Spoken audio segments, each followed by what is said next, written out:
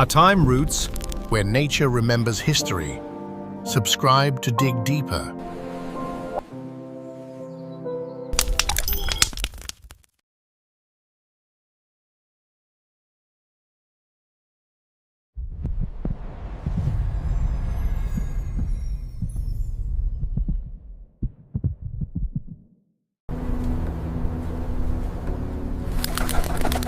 You're probably wondering why someone would light a single candle in a dark room just to talk about peace.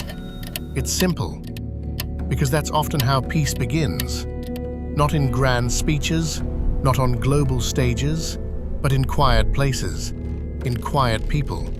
People who decide, enough. Enough hate. Enough noise. Enough of the things that keep tearing us apart. Peace isn't just a goal, it's a skill, a discipline, a daily decision. And if history has taught us anything, it's that peace has always cost more than war, but the returns are worth everything.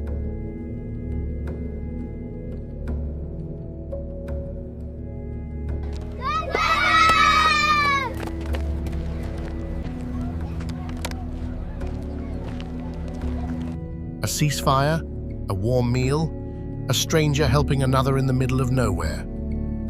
These are not just acts of kindness, they're defiance. They say, we remember the pain, but we choose not to pass it on. That's why our Time Roots exists.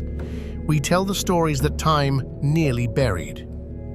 Stories that show us how peace was not a given. It was built, brick by brick, life by life.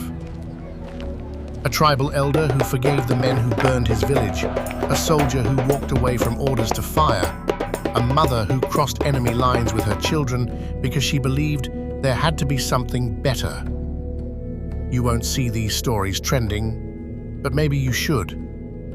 Maybe this, right now, is the moment we light a match in the dark. And if enough of us do that, we might finally see where we are. Oh, thank I'm not you here so to much, preach. young man. There you go. I'm just all here better to now. remember. Thank you. And if that matters to you too, subscribe to our Time Roots. Not because it helps the channel, but because peace, real peace, only lasts when we pass it on.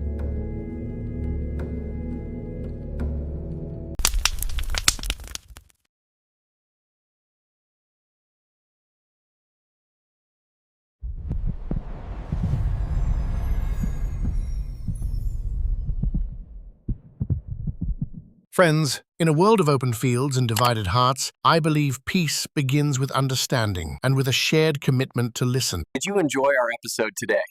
If you did, let's dig into another story next Sunday at 10 p.m.